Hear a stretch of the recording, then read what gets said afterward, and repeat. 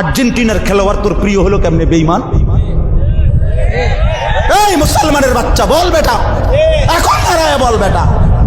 কোন কাফের বেঈমান, কোন খ্রিস্টানের বাচ্চা, কোন ইহুদি, তুই মুসলমানের ঘরে জন্ম নিয়া তোর রক্তে মুসলমান মার রক্ত, তুই কেমনে ওই বেঈমানের মতো সাজলি?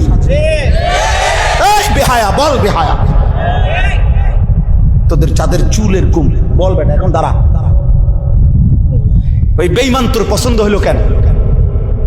তোর রক্ত ইসলাম নাই বেটা, তোর মা মুসলমান না, তোর বাপ মুসলমান না বেটা, তোর দাদা দাদি মুসলমান না, ওরা সব বোকা, তুই চালাক হয়ে গেছ বেটা, তুমি পণ্ডিত হয়ে গেছ। কোন বেঈমানের অংশগ্রহণ করলাম? কেন সাজলা বেঈমানের মতো? তোমার নবী নাই, তোমার রাসূল নাই, তোমার আল্লাহ নাই, তোমার নবী সাল্লাল্লাহু আলাইহি সাল্লাম চুল রাখে নাই?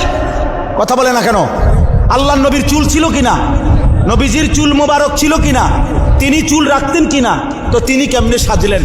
এটা আমার পছন্দ হয় না কেন? নবীর সাহাবী সোয়া লাখের চাইতে বেশি সাহাবী, লক্ষের চাইতে, ওনাদের চুল ছিল না মাথায়? তো ওনাদের চুল কেমন ছিল তার কোনো বর্ণনা নাই কিতাবে?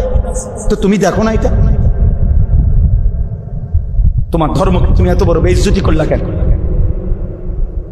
তোমার রাসূলকে তুমি এত বড় বেইজ্জতি করলা কেন? এটা কোনো ইনসাফ হইতে পারে? দিন রাত মুসলমানের ঘরে জন্ম নিয়ে মুসলিম হয়ে চুলের উপরে সারা দিন ফ্যাশন, এটা বুঝি একটা কথা হইল?